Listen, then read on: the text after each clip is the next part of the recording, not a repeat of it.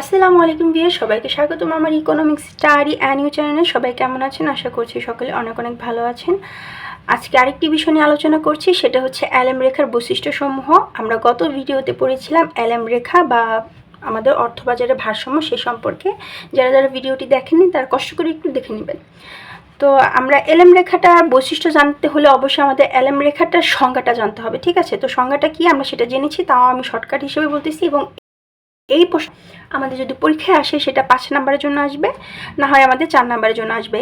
আর যদি বেশি হয় 10 নম্বরের জন্য আসে, তখন এতটুকু লিখলে হবে না, আর বেশি করে আপনাকে লিখতে হবে। কিন্তু সাধারণত এই প্রশ্নটা 4 এবং 5 নম্বরের জন্য আসে। তো চলুন চলে যাই আমরা আজকে আলোচনায়। তো এলএম রেখার বৈশিষ্ট্যের জন্য সর্বপ্রথম আমাদের জানতে হবে যে এলএম রেখাটা কি। তো সেটা কি আমরা জেনে নিই। এলএম রেখা এমন একটি রেখা যার প্রতিটি বিন্দুতে অর্থের চাহিদা এবং অর্থের যোগান পরস্পর সমান হয় এবং এর বিভিন্ন বিন্দুতে সুদের হারের সাথে জাতীয় আয়ের ধনাত্মক বা হ্যাবোধক সম্পর্ক থাকে। মানে হচ্ছে, যদি আমাদের সুদের হার বাড়ে তাহলে জাতীয় আয় বাড়বে, এবং সুদের হার যদি কমে তাহলে আমাদের জাতীয় আয়টা কি কমে যাবে। এখন এখানে বলতে পারেন যে অর্থের চাহিদা মানিটা কি এবং অর্থের যোগান মানিটা কি, সেটাও আমি সম্পর্কে আলোচনা করেছি, আপনারা একটু দেখে নেবেন। বা এটা নিয়ে আমি একটা শর্ট ভিডিও তৈরি করবো, সেটা আপনারা একটু দেখে নেবেন, ঠিক আছে? তো এটা গেল। এখান থেকে আমরা কিছু বুঝতে পারছি যে আমাদের এলএম রেখাটা কি কি বিষয়ের ভিতরে বৈশিষ্ট্যগুলি থাকতে পারে, ঠিক আছে? তো সেটা নিয়ে আমরা এখন আলোচনা করছি। তো নিম্নে এলএম রেখার বৈশিষ্ট্যসমূহ লেখা হলো, সেম এভাবে লিখবেন, ঠিক আছে? 1 নম্বর কি হচ্ছে আমাদের বৈশিষ্ট্য, যে এলএম রেখা অর্থবাজারে ভারসাম্য নির্দেশ করে। অর্থাৎ এলএম রেখা অর্থের চাহিদা এবং অর্থের যোগানের সমতা প্রকাশ করে। যেহেতু এখানে অর্থ নিয়ে তৈরি করা হচ্ছে, যে অর্থের চাহিদা এবং অর্থের যোগান, তো সেটা অবশ্যই বোঝা যাচ্ছে যে আমাদের এলএম রেখাটা কি হচ্ছে, অর্থবাজারের সাথে ভারসাম্য প্রকাশ করছে। আর এলএম রেখাটার ভিতরে কিন্তু প্রতিটি বিন্দুতে আমাদের কি হচ্ছে, চাহিদা এবং যোগান, মানে অর্থের চাহিদা এবং যোগানটা কি হচ্ছে, পরস্পর সমান হচ্ছে, তাই তো? এটা একদম সাধারণ সিম্পল একটা বৈশিষ্ট্য আমরা পেয়ে গেলাম। 2 নম্বর আমাদের বৈশিষ্ট্য কি হচ্ছে, যে এলএম রেখা সাধারণত বাম থেকে ডান দিকে ঊর্ধ্বগামী হয়।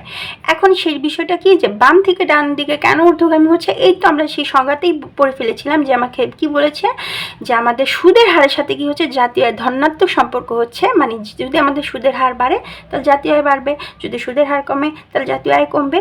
সেক্ষেত্রে বোঝা যাচ্ছে যেহেতু ধনাত্মক, সেক্ষেত্রে আমাদের কি হচ্ছে, আমাদের বাম থেকে ডান দিকে ঊর্ধ্বগামী হচ্ছে আমাদের এলএম রেখাটি। একদম সহজ একটি বিষয়। 3 নম্বর বৈশিষ্ট্যটা কি হচ্ছে, যে এলএম রেখা উপাদানগুলো হলো অর্থের লেনদেন চাহিদা, অর্থের সতর্কমূলক চাহিদা, ফটকা চাহিদা এবং অর্থের যোগান। এটা আমরা আলোচনা করিনি, এটা নিয়ে আমি একটা ভিডিও তৈরি করব, যে অর্থের যে উপাদান বা চলকগুলি আছে এলএম রেখার, সেগুলি নিয়ে এটা একটু আপনারা মুখস্থ করে নেবেন। যে এলএম রেখার উপাদানগুলো হলো আমাদের কি, অর্থের লেনদেন চাহিদা, অর্থের সতর্কতামূলক চাহিদা, ফটকা চাহিদা এবং অর্থের যোগান, ঠিক আছে? এটা উপাদানগুলো বা চলক সমূহ। এখন 4 নম্বর বৈশিষ্ট্য আমাদের হচ্ছে কি, যে এলএম রেখা সাধারণত সুদের হারের সাথে জাতীয় আয়ের ধনাত্মক সম্পর্ক প্রকাশ করে। সেটা আমরা সংজ্ঞার মাধ্যমে কিন্তু কি আমরা পেয়ে গেছি, যে ধনাত্মক সম্পর্ক প্রকাশ করে। এটাও একটা বৈশিষ্ট্য গেল। এলএম রেখা অর্থবাজার ও সরকারের আর্থিক নীতির সাথে জড়িত। যেহেতু অর্থবাজার নিয়ে সেটা আলোচনা করা হয়, তাহলে সেক্ষেত্রে কি সকল প্রকার অর্থ যে সংক্রান্ত বিষয়গুলি আছে, সেটা এলএম রেখা বা অর্থবাজারের ভারসাম্যের ক্ষেত্রে কি হবে, আমাদের আলোচিত হবে বা জড়িত থাকবে। তো 5 নম্বর বৈশিষ্ট্যটা কি হচ্ছে, যে এলএম রেখা অর্থবাজার ও সরকারের আর্থিক নীতির সাথে জড়িত। খুবই সহজ কোনো একটি বিষয়ে যদি বৈশিষ্ট্য জানতে হয়, তাহলে সেটা সম্পর্কে আমাদের আগে সংজ্ঞাটা জানতে হবে।